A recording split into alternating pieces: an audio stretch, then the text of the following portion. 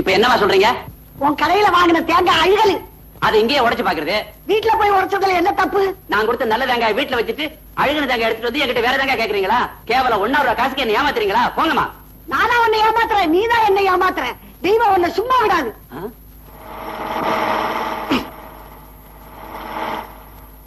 பண்ணு எவ்வளவுப்பா? 20 பைசா சார். சரி, ஒரு பண்ணு கொடு. வாழைப்பழம் எவ்வளவு? 20 பைசா. சரி, ஒரு வாழைப்பழத்தை எடு. இந்த பண்ணுக்கு பதிலா வாழைப்பழத்தை கொடு.